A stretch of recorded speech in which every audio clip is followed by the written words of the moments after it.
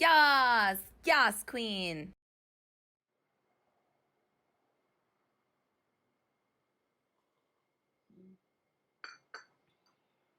Hello, I am the Queen of Sexy. Thank you so much for joining me today. Today, I want to talk to you about shadow banning on Instagram, what it is, and what that means for you, whether you're a man or a woman. I'd also like to preface this conversation by saying the following.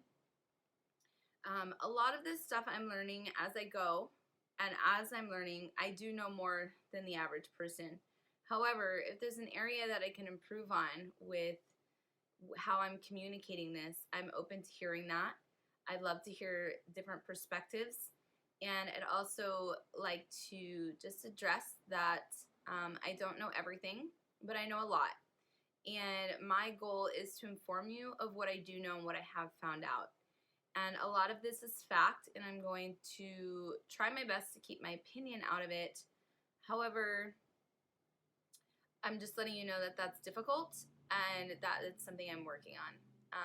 And so if you have any disagreements with me, I'd appreciate it if you ask me questions and if you send constructive criticism if you do disagree with anything I'm saying, because a lot of this is some of this can be a little controversial, okay? We're going to be talking about FOSTA SESTA laws and how that is impacting shadow banning on Instagram and impacting influencers' accounts and how it impacts women in general. And I also want to say that this is not trivial. This is not small stuff. This topic that we're talking about is a conversation that needs to be had so that we can be an informed community and so that we can have the tools to teach young people about female sexuality, about female empowerment, and about not being ashamed of your body or who you are. And so that's what, and it may be like, whoa, what, how does shadow banning have to do with, societal issues? It does, and you'll see why. You'll see why this isn't as small. Someone told me in my DMs recently, don't sweat the small stuff. And while it may seem like arguing over Instagram's policies is small stuff, it's actually not, because social media imitates life and life imitates social media just as it does with art. And what we see on social media is what we're learning on a regular basis. And if what we're learning is that female bodies are something to be ashamed of or something to be policed, and we're learning that through social media, that impacts the younger generation. And that is not small stuff, okay? So that's what we're going to get into today. So I have all these article references and links and things I'm going to read to you, and I'm going to give you the real shit, basically, okay? So thanks so much for coming here and spending your time watching me rant about all this shit, okay? You'll thank me later. Okay, so first of all, I'd like to talk about what happened to me the other day. I threw a hissy fit on the internet. I posted 2 posts on Instagram in one day, like about an hour or two within each other. I don't normally do that. So this is what happened. First of all, I threw a hissy fit. I was very upset. I got blocked and banned from 2 different social media platforms within 5 minutes of each other. And I lashed out. I reacted online. Now, I'm somebody who embodies being above all of that stuff, overcoming the things that frustrate you to live your life more powerfully. And that's the message that I send and that I practice every day. But I didn't in that moment. In this moment of throwing a hissy fit, when I got deleted on Instagram and YouTube in the same 5 minutes of each other, I posted angrily on Instagram. I posted angrily in my stories on Instagram, and I posted angrily on Facebook, basically saying I felt like I was being muzzled, that there's no place for me on the internet, and wah, look at me, right? Now, soon after I posted it, I thought, that is not in line with the message that I send. and maybe you should delete those posts. And then I thought, you know what? I overreacted. I had a moment, and what I posted was real. And to delete that and erase that from history means that I'm ashamed of having thoughts and feelings. And I'm not. And also, what we're talking about here, not a lot of people are yelling about it the way that I am. And at the end of this, you're going to know so much more shit because I'm talking about it, because I'm researching it, and because I live this shit every day right now for the last few months. I live this shit every day. And so I wanted you to see what it's like for someone who practices mindfulness and higher consciousness on a regular basis, and I still have a breakdown. That's because I'm fucking human, and we all have breakdowns. And so what I shared on the internet, what I shared on social media, was really real and really happening to me. And I don't like to be fake on social media. What you see from me is what you get. Like, I am a motherfucking open book. I'm not hiding shit. I don't pretend to be anything I'm not. And I have breakdowns too. And I cried. I cried that day. And what I did was, during a moment of crying, I asked myself, why am I so upset about social media? This is silly. Like, we're just a bunch of beings living on a rock that's hurtling through space. In the grand scheme of things, this is not a big deal. Why am I so upset? I had to keep asking myself that question, and the answer that I came up with was, I feel like I don't have a space to express myself. I used to have dancing, and if you know me, you know why I'm not dancing right now. I lost half my foot, so my dancing career ended in December of 2018. I am not allowed on the internet being the way I want to be, which is full of empowerment, full of sexual self-expression. And I felt outcasted. I felt like how it must feel to walk into a public place and be asked to leave. I really did feel that way. And then after I kind of reconciled with that, okay, well then I just need to create more opportunity for myself. And I pulled myself out of this, like, nobody wants me or likes me, into like, okay, now I can create a narrative. Now I can create a scenario in which people are being educated and in which I can have the space to be who I want to be. And I do that on my OnlyFans account. I'm looking at other social media platforms to be on. So, I'm creating new possibilities, and I also created a narrative in my head. Okay, this is why I want to keep fighting. This is how I'm going to educate people, and this is how I'm going to gain back a space that I feel like I belong in on social media, being how I want to be. So anyways, so we all have breakdowns, is my point, and I totally had a breakdown. And I left it up there so that we can all see, no, bitch, I am not perfect, okay? I mess up too.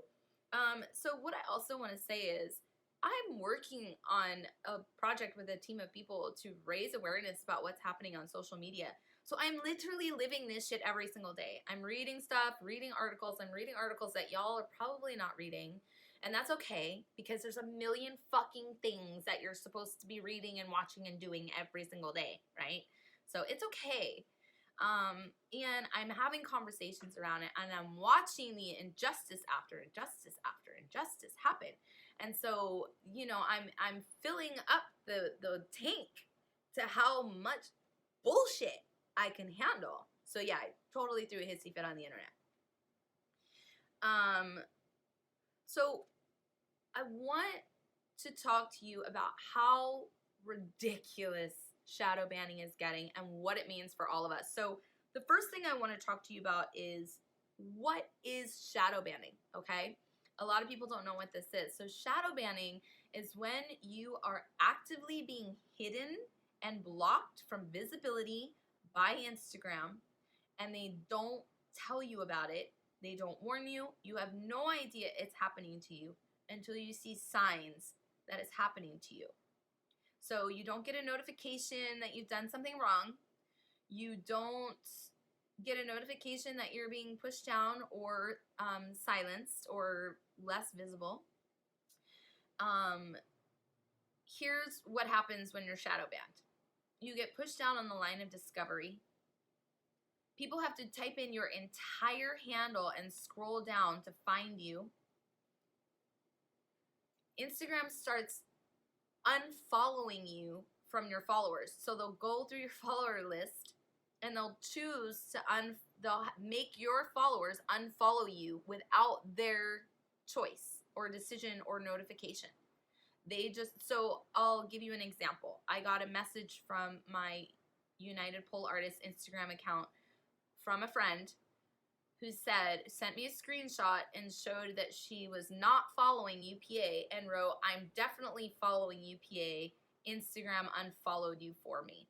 And that's not, that is happening. That is the thing that's happening. Instagram will unfollow people for you that are shadow banned.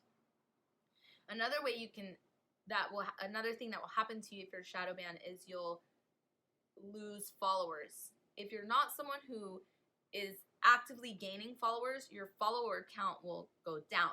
If you're someone who actively gains new followers because you're posting mad, awesome shit, then your follower count will roughly stay the same for a very long time.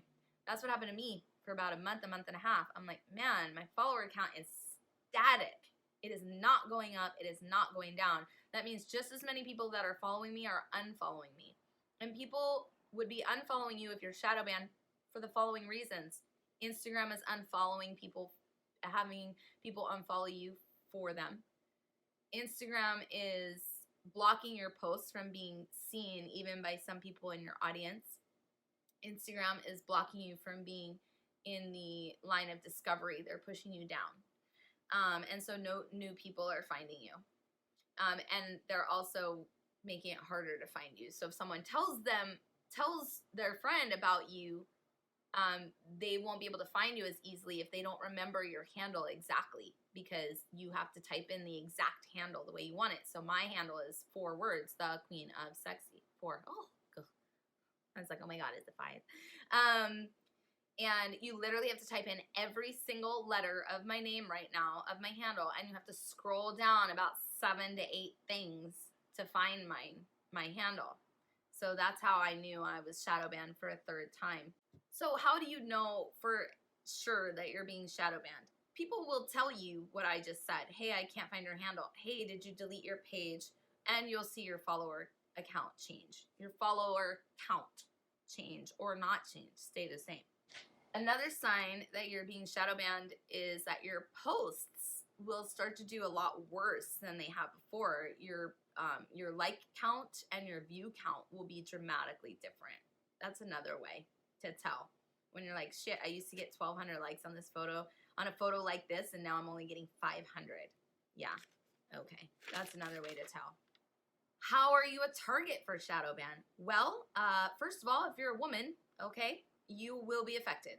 And if you're not being affected now as a woman, don't post yourself in workout clothes because you're going to have some issues on your hands. And I'll get into that a little bit later. But females like me who are sexually expressive and very body positive and show a lot of skin, I'm a target for shadow banning. Women who are in workout clothes showing skin, you are a target for shadow banning. Gay men with your shirts off, you are a target for shadow banning. Maybe even men, straight men, because it's like, how can you tell if you're gay or straight? It's like the activity that you're involved in. So if you're like doing like a certain type of dance, and this will become clear later, trust me, I have an example of men who are getting shadow banned with their shirts off. And like, how can you tell if they're gay or straight? You can't really, but what they do is they lump you into a certain type of thing that you're doing that gets you shadow banned. So if you're doing something like dancing, not to say that all gay men dance, but they lump you into a category. Listen, I'm not the one making the rules here. These are robots. There are algorithms. This is fact. This is stuff that I'm going to show you. This is stuff that you can find in articles. I mean, these robots are targeting skin, and they're targeting types of people, okay? I'm not making this up. So if you're very outspoken, if you're more of an activist, you're a target for shadow banning. If you're talking against the machine and showing skin, you're a huge target for shadow banning. I've been shadow banned 3 times now. And it could possibly be that my shadow ban actually never went away. It's just there's maybe varying degrees of it. And we don't know what the degrees are because Instagram, they deny that they even do this. But it's real. Okay, so what happened recently was pole dancing got shadow banned.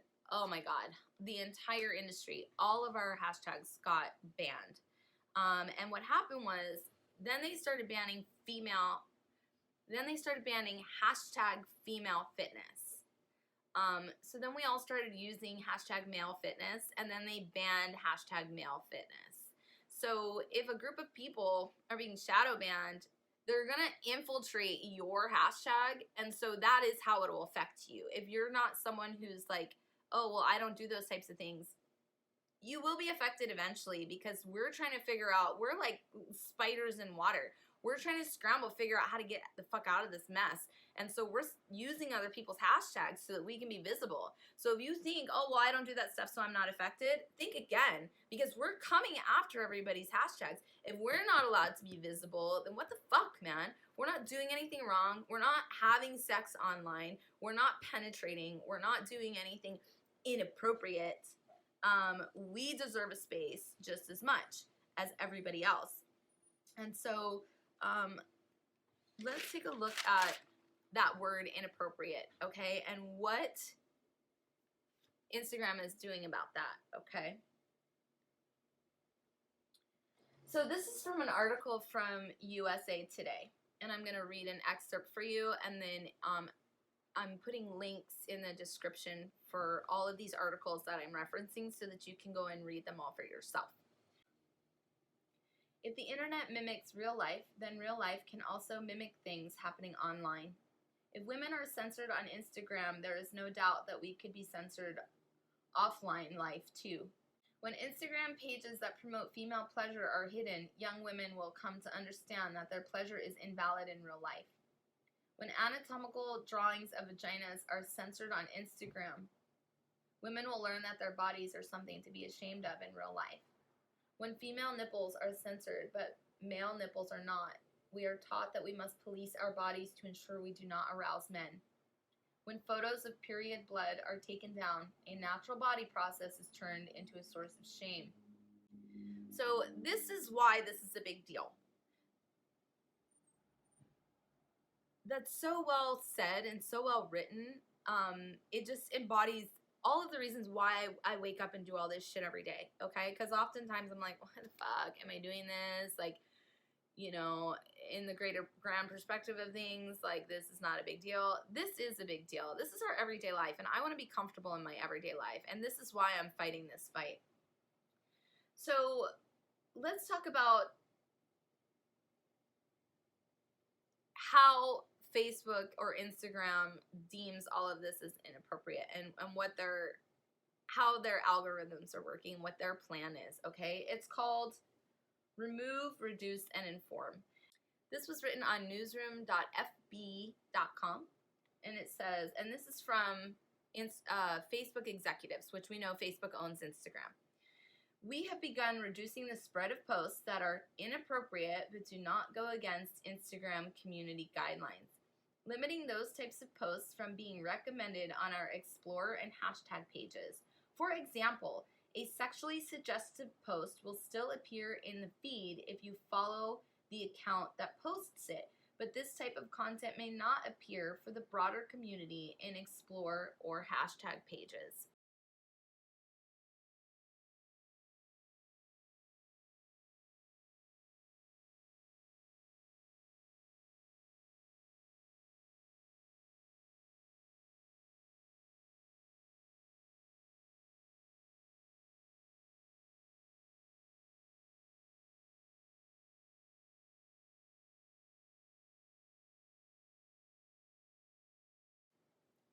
I want you to hear this part again. We have begun reducing the spread of posts that are inappropriate but do not go against community guidelines. This means if you're still following the rules, there's a group of people judging you of whether or not your body and your post is appropriate or not. And they will decide if anybody sees you based on your post, even if you're following guidelines. And an example that they give is of a woman wearing underwear sitting on her bed, like with her like this, like sitting on bed like this, like with her booty arched out, and she's just on her knees like this, like in her underwear, and that's considered inappropriate. So a woman in her underwear on her bed, just being normal. It's like she's not being normal, she's posing, but whatever. That's inappropriate. And okay, so it's like, well, yeah, I can kind of see how that's inappropriate. Like I can hear your voice in your head. Then tell me why they banned #FemaleFitness lately. Tell me why I'm seeing posts blurred out of topless men on a pole dancing, doing hardcore fitness shit.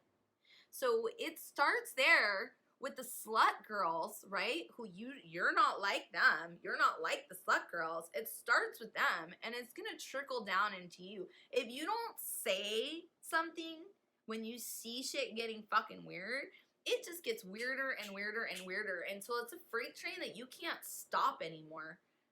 And that's what's happening in, I don't want to get too far off the subject, but I've seen that happen in industries and in cultures where you just put up with shit and you put up with shit, and before you know it, you're in a situation where you have absolutely no power and you have to do everything you can to unify people and protest and work against it. I mean, Jesus Christ, you know how much fucking work that is?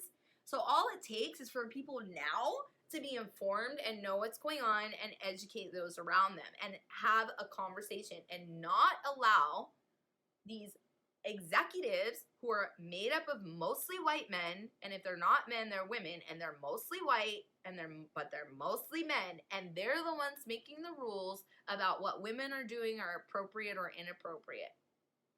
Don't even get me started on them. White men are also the biggest offenders in our country of all things: violence, sexual abuse. There's statistics to back that up. I was reading stuff the other day about how white men are in the highest percentile of men who are looking for sex workers on the streets in San Francisco. They, by like 800%, the highest amount of people who are purchasing services from sex workers. And they're the same men that are making the rules to make full service sex work illegal. So my point is you've got a group of people who don't understand women, who are violating laws and are the highest offenders of sexual abuse in our country, and they're the ones making the rules, okay? So let's just think about that for a second. And I'm not asking you to do anything. I'm just asking you to be informed and realize the hypocrisy of what's happening here. This is so hypocritical. It's crazy. So I was reading about the percentages of men, using the service of sex workers. I found that information because I was researching FOSTA SESTA so that I could just be more informative when talking to you about it. And FOSTA SESTA was signed by a white man, the president of our country. And if you don't know what FOSTA SESTA is, I'm going to explain it to you. But this is something that you definitely need to learn about, because it is why the internet has changed so dramatically, and it is why the internet will continue to change so dramatically unless more people understand it and more people speak out against it. I'm going to read this to you that I found from EFF.org. The U.S. Senate just voted 97-2 to pass the Allow States and Victims to Fight Online Sex Trafficking Act, FOSTA, a bill that silences online speech by forcing internet platforms to censor their users. As lobbyists and members of Congress applaud themselves for enacting a law tackling the problem of trafficking, let's be clear. Congress just made trafficking victims less safe, not more. By shutting down platforms where sexual services are advertised exposes trafficking victims to more danger. So you all know that Backpage was shut down. Yes, Backpage was practicing illegal type, they were advertising illegal type things. That's a whole can of worms, okay? It sounds like there's a massive amount of story on each side of the bill for that one. So, like, who knows what really went down with Backpage unless you're, like, watching the documentaries and learning more about that. But it sounds like there was some issues on both sides with the lawmakers and with the Backpage owners. So no one is right or wrong there. There's just a whole slew of things happening, and I don't know enough to speak on it. But what I will say is, before you judge either side, make sure you're informed on that situation. But it didn't just affect Backpage, and it didn't just affect a place where sex workers were vetting their customers. It affected Facebook and Instagram and Twitter and Craigslist. So because the platforms in which users are uploading content are being so heavily policed now, they're more heavily policing us. So I'm going to use an example. So let's say I make a post about something illegal like trafficking humans. Then I would get in trouble, I'm sure, but if I posted that on Facebook, like, Facebook would get in hella trouble. Like, a lot of trouble. It used to be that the law, Section 230, prevented them from getting in trouble. And now the case is, if a user uploads something illegal and that's, like, reference and pertains to this bill, then you're, like, hella in trouble. And that's why Craigslist got rid of their personal ads. Tumblr changed its whole model. Tumblr used to have lots of nude shit on there, lots of almost porn stuff on there. Instagram's robots algorithms changed. They reprogrammed them. Facebook got stricter. And that is the reality of our internet now. Also, FYI, Instagram lowered their user age to 13. Another reason why Instagram is cleaning up their feeds. So, okay, so what's the point here, right?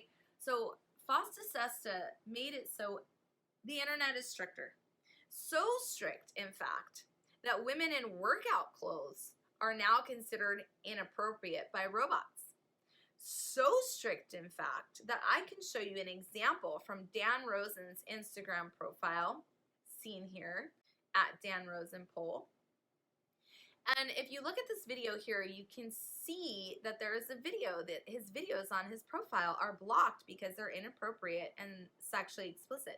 When you click on the video, you see it's a man without a shirt doing really, really hard fitness artistic stuff. That is how crazy this shit is getting. You cannot be a human being anymore without a shirt on the internet. It doesn't matter if you're a man or a woman. Now, I suspect that this post was targeted because the man was on a pole and the robots, all they saw was skin and equated with something that has stigma and is considered sexualized, which is pole, which is what I was referring to earlier, where they're just randomly, they're not just randomly choosing a man without a shirt. They chose a man without a shirt because he's connected to an object and an activity that has stigma to it. Now, that is theory-based, okay? I don't have actual evidence to back that up. And I do know that LGBT communities are also being targeted by these types of algorithms. So I don't know if that person's account in general has already been being watched. I think Dan Rosen, he's a gay man and he's being heavily targeted right now. And the majority of his posts aren't even him. It's like all different people and his funny stuff and it's all pole dancing stuff and it's nothing that's inappropriate. But I believe that because of his voice and because of, and I believe because of my voice, I believe that we are targeted as people that are trying to educate you. And they don't want you to know what's going on. They have an agenda, and they want to quietly do whatever the fuck their agenda is without anybody really knowing what they're up to, and then they want you all on board. What does that sound like to you? I'll just let you marinate on that. What does that sound like? I know what it sounds like, but I'm not going to say.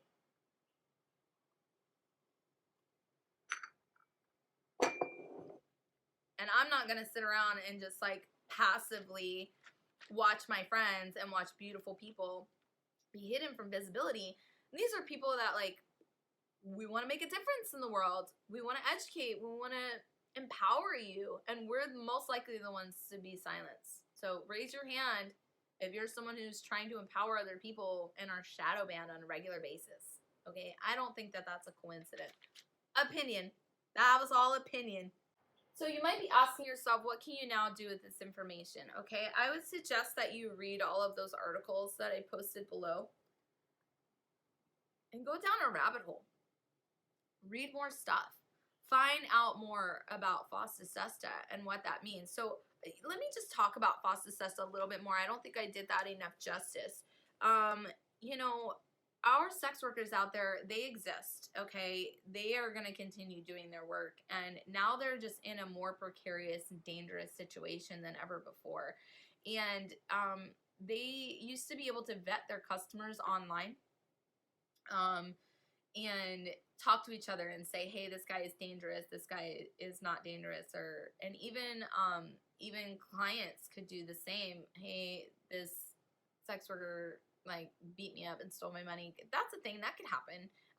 The majority of the time, it's the other way around though. It's the sex workers being abused, that like 90% of the time. But you know, there's no communication happening.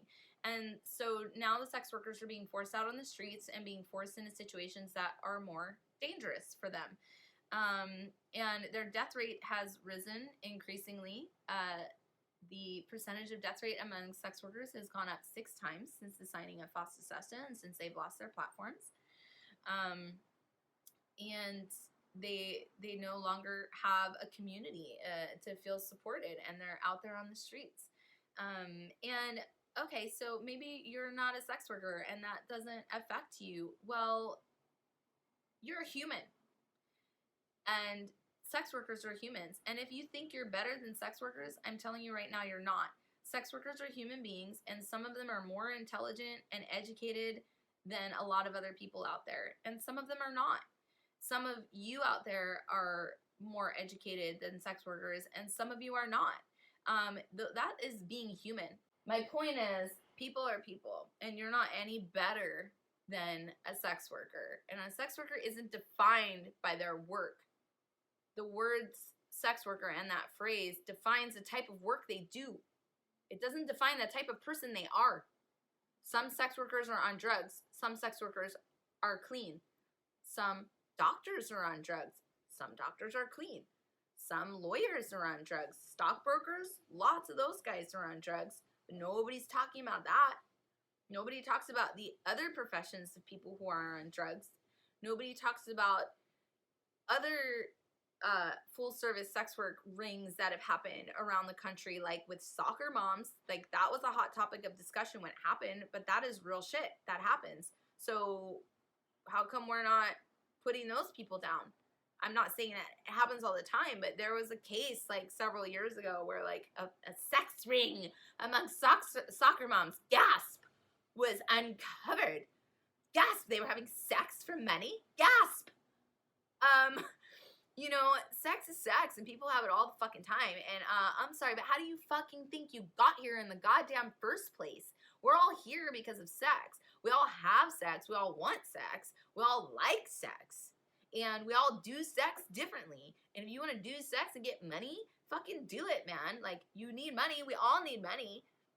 What's the issue with me taking money from someone for having sex with them if I wanted to have sex with them? And yeah, is there some sex work that's done out of desperation? Sure. But that's also called having a fucking stupid ass job in a cubicle out of desperation because you fear living on the streets. So you put yourself in a fucking job that you hate. It's the same goddamn thing. You hate your job. Some sex workers hate their job. Some sex workers love their job. Some people hate their cubicle job. Some people love their cubicle job.